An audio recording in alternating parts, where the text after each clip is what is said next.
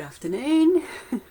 This is Kate Wakelin from Neuroendocrine Cancer Australia, and it's Friday again, and it's 1 o'clock, which means it's Facebook Friday.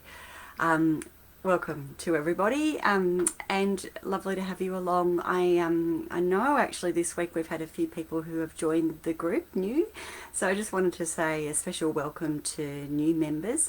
This might be a new thing for you, or you might have spotted some of the old videos from the past few weeks, but just to let you know that I beam in every week on a Friday at 1 o'clock, at least in the Eastern States time, just to give a bit of an update about what's been going on in the world of NETs, and to help provide answers to any frequently asked questions along the way. So I am the NET nurse from Neuroendocrine Cancer Australia, and yeah, it's lovely to be along. I can see a few people have joined me, which is really brilliant. So just before I start, just wanted to acknowledge the traditional owners of the land that I am beaming to you from, which is the land of the Wurundjeri people of the Kulin Nation, and I just would like to pay respects to their elders past, present and emerging. And I usually say this, but I'll say it again because last night I went for a beautiful run along the Yarra River, which in Indigenous language in my area of the world is called the Birrarung. So I'm intensely grateful for where I am, and I think in Australia we so many of us have so many beautiful places that we can get outside and connect with nature and the fresh air. And I know it's been a few weeks since we did the Let's Walk for Nets challenge, but maybe it's a little reminder to us that you know, I know a few people created some really good habits through that, so maybe it's a good opportunity now that winter solstice is finished and we'll be starting to creep towards longer days and shorter nights, or at least shorter bits of darkness, that we might be able to get out and enjoy the outdoors a little bit more. So anyway, welcome. So just my usual coronavirus update. It's been an interesting week. Well, for me in Victoria, living next door to a hotspot, it's been a bit interesting, and a lot of people who were feeling probably a little bit more relaxed a couple of weeks ago, all of a sudden they're back buying toilet paper and pasta. And so if you're living in Victoria, I'm sure that you're feeling the brunt of this too. It seems like there's been quite a lot of clusters around the Melbourne area, and I guess it's a reminder to us all that until we really have a vaccine for this virus, we're likely to see these community outbreaks around and about. And so even if you aren't seeing evidence of outbreaks in your area, it doesn't mean it's not there. And so we all need to pay particular attention to hand hygiene. If anybody in your family or your friends network has a cough or a cold, then they need to go and get a test. And indeed, if you have a cough or a cold, ideally for you to get a test too. So I did give you some information about masks last week, expecting that we would have something to share, some kind of official advisory notice, and hasn't come yet. So I'm meeting with all of the team from the various charities next week, and we'll get an update for you. Hopefully there'll be something official to share soon, because I looked to check this morning and the official website information is still very much about you know, only wear a mask if you think you're sick with coronavirus, and we know that probably the advice for people with cancer is going to be more comprehensive than that. So you can have a look at the video from last week if you want to know what the details of that announcement are likely to be, but it hasn't been made as yet, so they're obviously having a bit of trouble getting approval from all of the people who need to approve those statements. But anyway, a little bit of a mystery. It'll be interesting to see how this cookie crumbles. So today I'm going to talk a bit about the topic of survivorship, knowing that it's actually something that comes up a lot in our Facebook group and also in the conversations that I have with people over the phone and via the internet. Survivorship as a concept in cancer care came up as an area that needed attention several years ago, and I guess it was an acknowledgement that you know, in the later part of last century and the earlier part of this century, we were really starting to see some real goals being kicked in terms of curing cancer, making cancer go away for good. And people were realising that although they expected perhaps to be able to get on with what their normal lives were, that actually normal was a really different thing to what it was before. So this led into this area called cancer survivorship. Now, a lot of people don't like the term survivor. It's a bit like battle. Some people they really relate to the idea of cancer being a battle. Other people hate it. So journey is the other metaphor that I hear a lot, that people either love or hate. So survivor is a bit like that. Survivor sounds like a little bit like something that's very triumphant and victorious. And look, a lot of people when they've had cancer don't really feel that victorious. And I guess the thing that has emerged more recently, so the history of survivorship was sort of earlier this century, makes me sound really old, talking about people who had beaten their cancer, so to speak, and enabling them to, I guess, adjust to what that new normal might be, knowing that it could be very different. People could have long-lasting impacts from their treatment.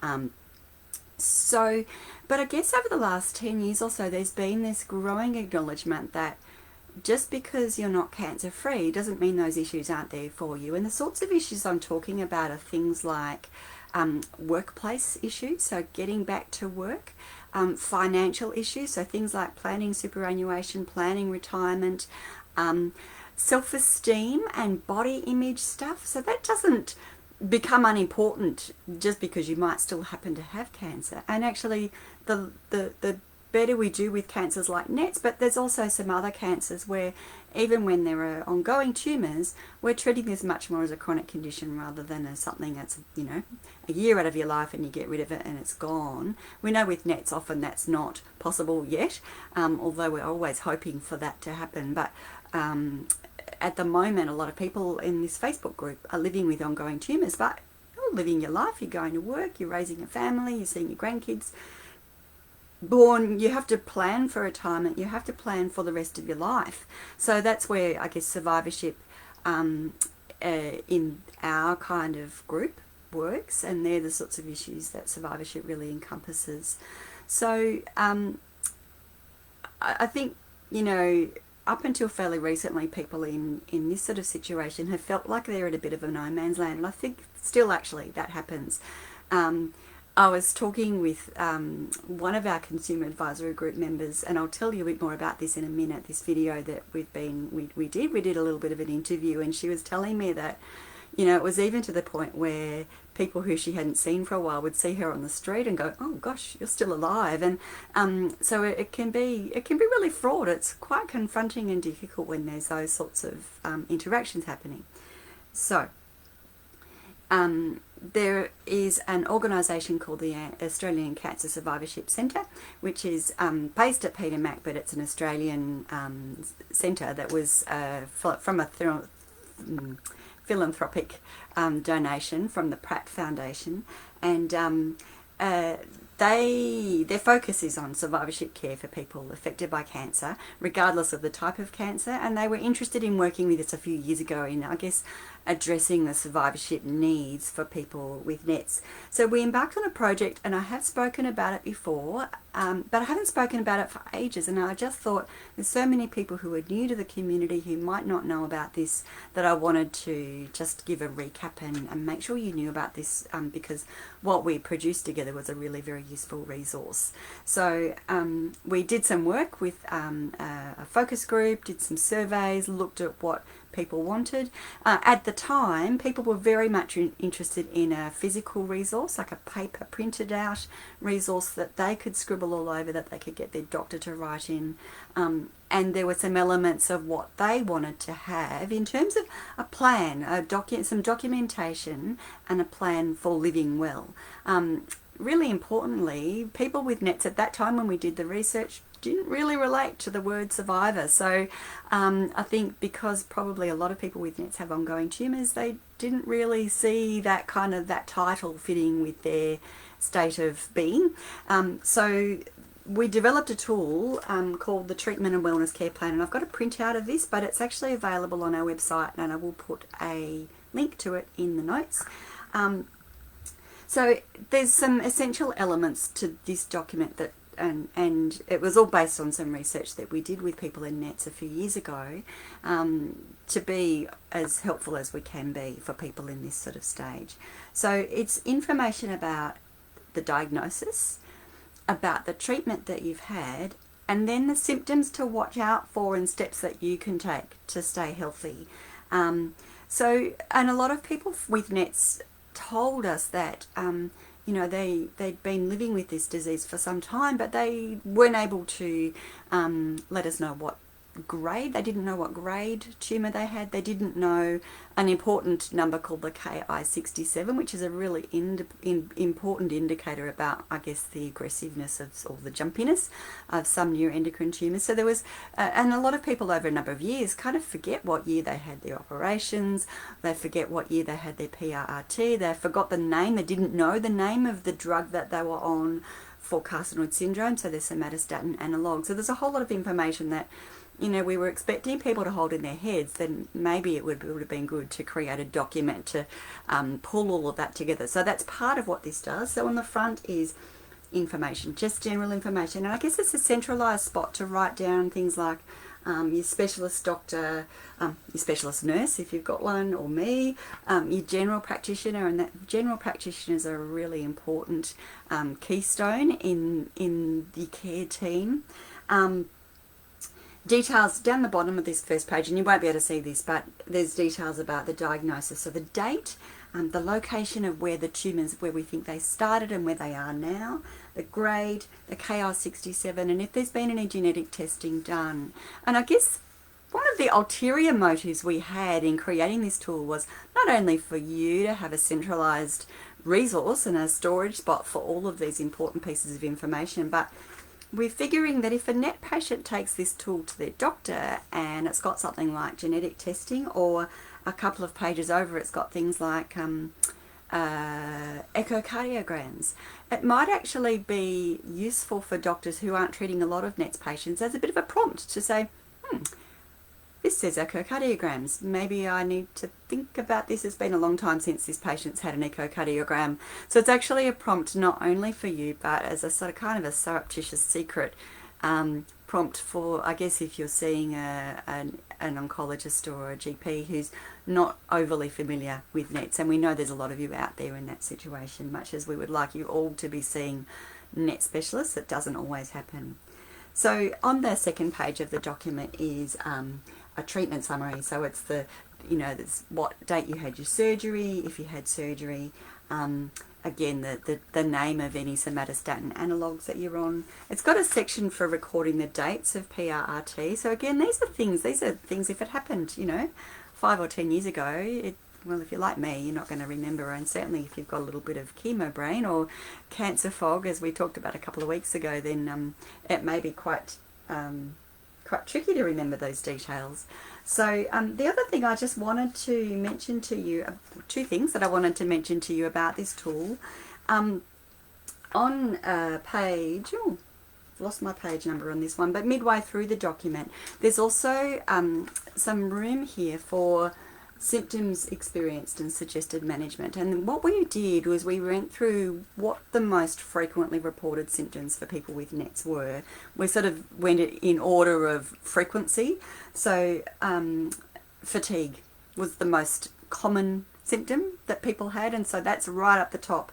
And it's got a section here for your healthcare professional or yourself to write down, well, what's your plan for managing this side effect? So we've certainly got fatigue, we've got GI, we'll call them GI disturbance, but essentially things to do with your digestion, so nausea or vomiting, weight loss, wind, we call it flatulence because we're being very polite in this tool, but really, farting, cramps, diarrhea. We've got steatorrhea in there, which is the fatty, pale stool that you can get when you've got a pancreas that's not producing quite the level of digestive enzyme that we want you to be producing, and that can be, I've spoken about this before, but that can be because of somatostatin analog injections, or sometimes it's actually just because your pancreas is not really, might have had surgery, or it's just not really functioning at its best. And so again, as a bit of a prompt for healthcare professionals, that if you're experiencing these things, there should be a plan You know, we know that for steatorrhea, then Creon can be a really useful intervention for that. So again, a prompt for you, a prompt for your healthcare professional to be looking at all of these things. It's got things like chemo fog, chemo brain we've got in there. Interestingly, we called it chemo fog because that was before we really knew that it was broader than just chemo. We probably should call it cancer fog, I think. We've got anxiety, depression in there, skin problems, heart problems. So there's I'm not going to go through the complete list of symptoms, but there's room in there to really create a plan for managing your individual symptoms. And I guess, you know, as I said, it's two things. It's to sort of prompt people to go, well, this is common, and also we need to do something about this. Just because you've got diarrhea doesn't mean we don't need to make a plan. You know, this could be long-term diarrhea, but we need to make a plan for how to enable you to live well with this, because who needs that dominating their entire life every day?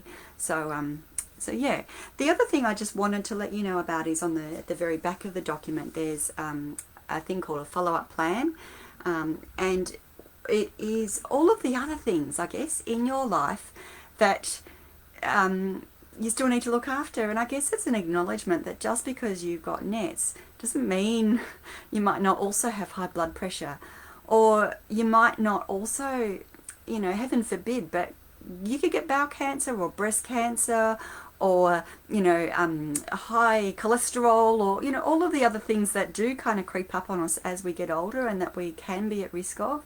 All of those things are just as relevant. This is not an exemption ticket, unfortunately. I would love to guarantee that, gosh, if you have to go through NETs, this is the only thing I'll ever have to deal with in my life. Well, you know, wouldn't that be nice? But it's actually not.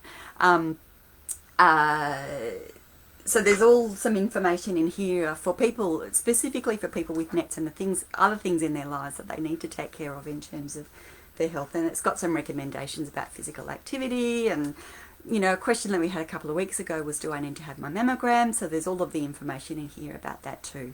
So I can see someone's actually posted a question in the feed saying, is it a writable PDF?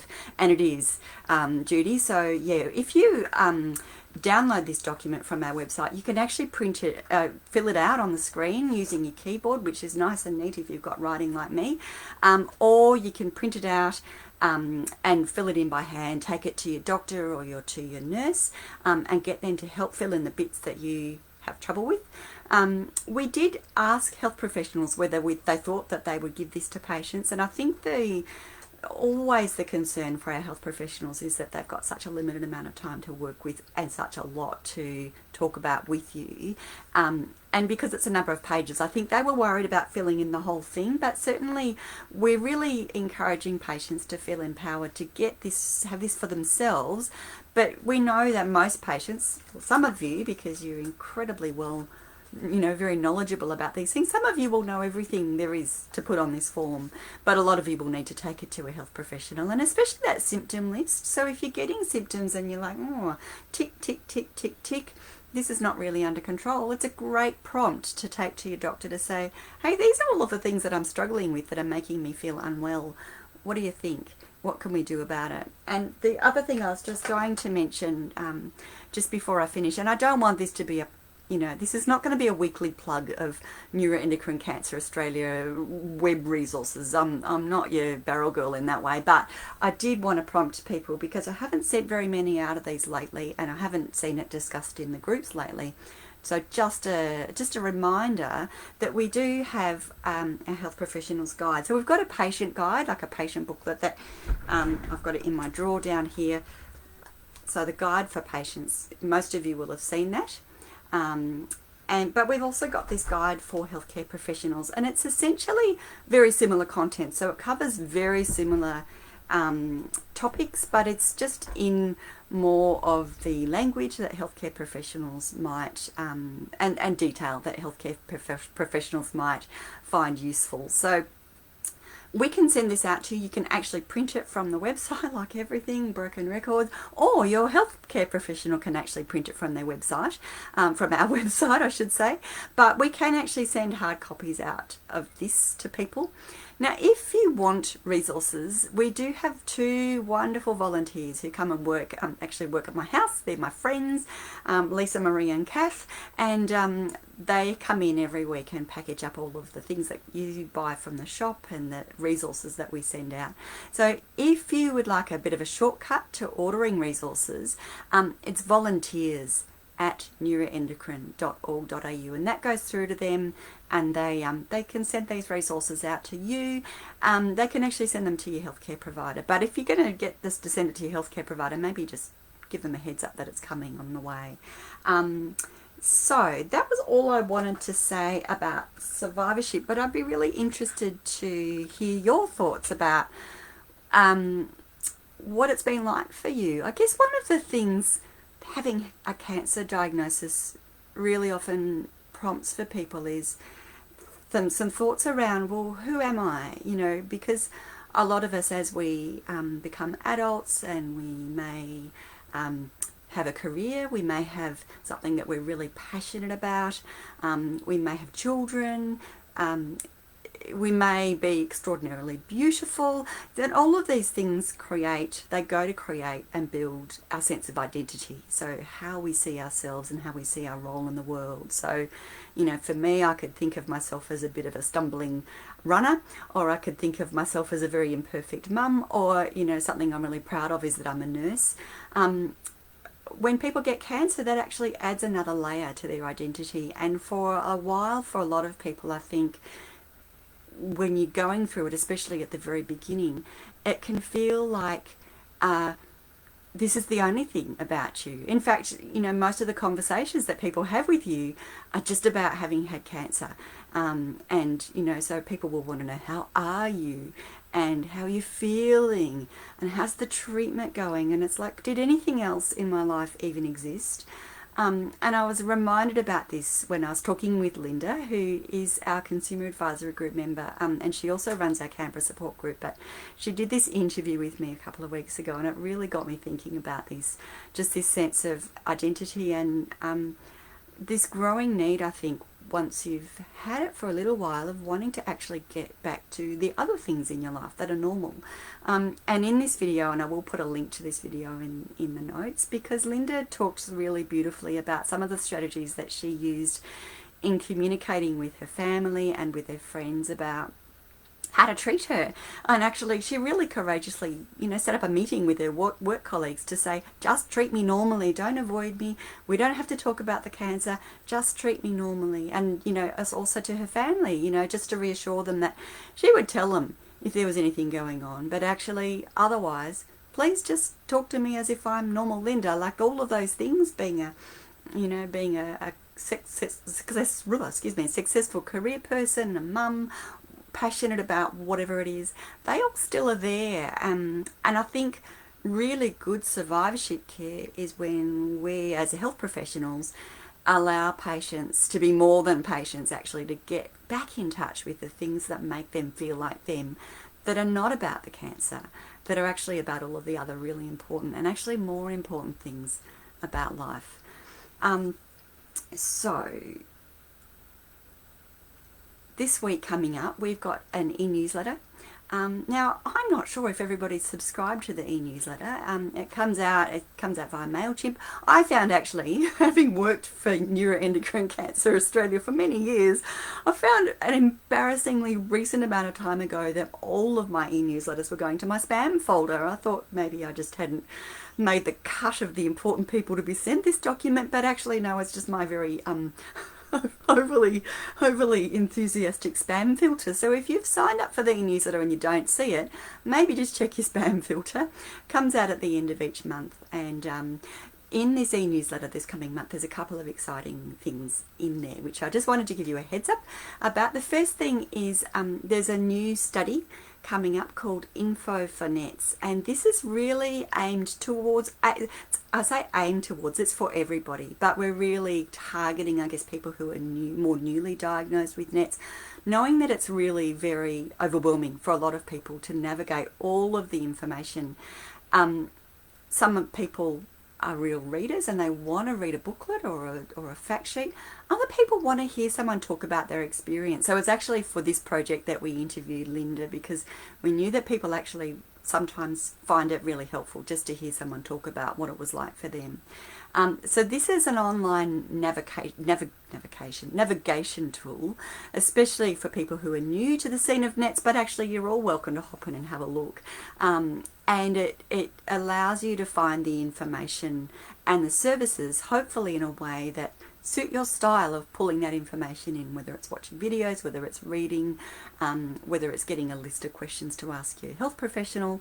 So there'll be an announcement in the e-news about that.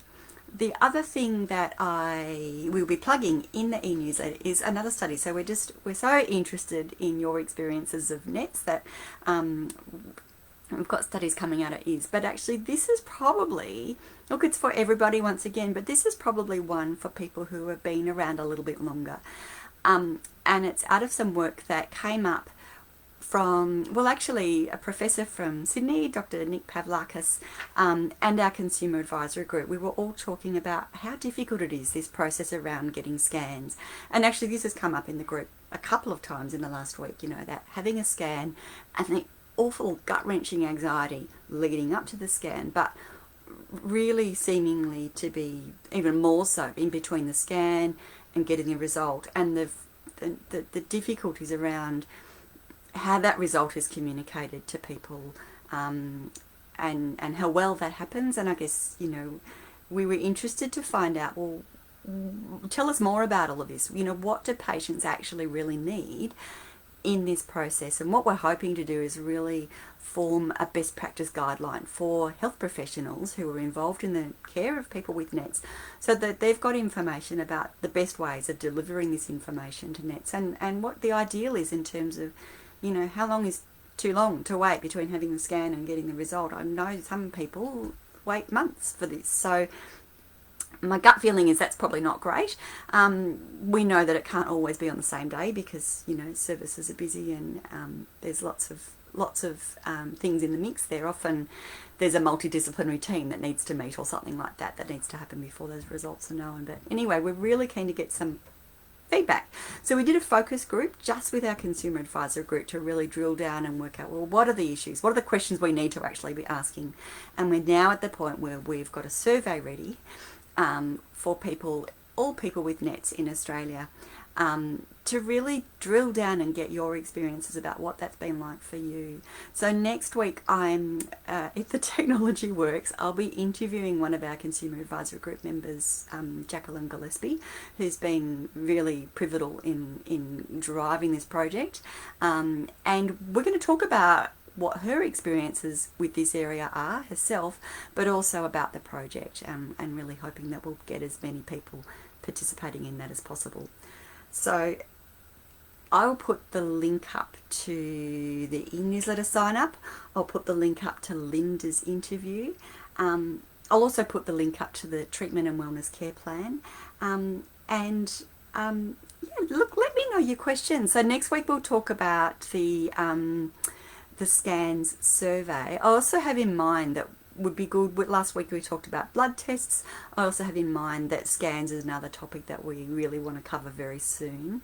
We've also been talking with a couple of the research doctors, or the professors who are involved in research. So we've been sending a couple of emails to Professor Tim Price, and there's another researcher, doctor called Dr. Lorraine Chantrell, and we've sent some requests out to some doctors to do some guest spots, knowing that these have been really popular. So I'll keep you in the loop about what's coming up on Facebook Friday. But yeah, look, I hope you all have a great week.